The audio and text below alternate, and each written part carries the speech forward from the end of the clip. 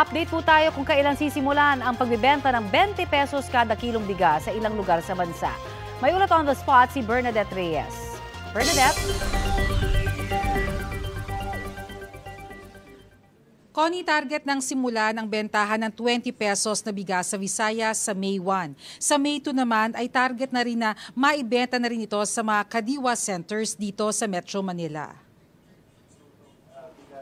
Hinihintay na lamang ng Department of Agriculture ang pahintulot ng COMELEC para masimulan na ang pagbebenta ng 20 pesos na bigas sa Eastern, Western at Central Visayas. Sa May 2 naman, ibebenta na rin ito sa mga kadiwa centers, kabilang na sa Baidom sa Visayas Avenue, Bureau of Plant Industry sa Maynila, Philippine Fiber Industry Development Authority sa Las Piñas, Bagong Sibol Market sa Marikina, Disciplina Village sa Valenzuela, Navota City Hall, Camp Crame at sa Agribusiness Development Center sa Quezon City. Kasama na rin sa pilot testing ang mga LGU na sumuporta sa food security emergency kabilang ng San Juan City, Camarines Sur, Isabela, Navotas, San Rafael Bulacan, Cotabato, Sinuloan sa Laguna, Palayan sa Nueva Ecija at Mati sa Davao Oriental.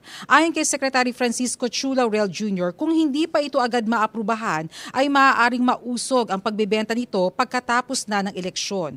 Pinakita rin ng mga opisyal ang itsura ng bigas kapag nasaing na. Siniguro naman ng DA na maganda ang kalidad at fit for consumption ang mga bigas na ito. Connie, ito ang itsura sa malapitan ng bigas na ibebenta sa halagang 20 pesos. Kung makikita nyo, broken yung ibang mga butil. Ito rin, Connie, yung bigas na ibinenta sa mga kadiwa centers sa halagang 29 pesos to 30 pesos. Ito naman, Connie, ang itsura ng 20 pesos na bigas kapag ka nasaing na. At inaasahan nga natin na pagdating ng May 1 at May 2 ay meron ng mabibili mga ganyan sa ilang mga lugar dito sa bansa. Connie?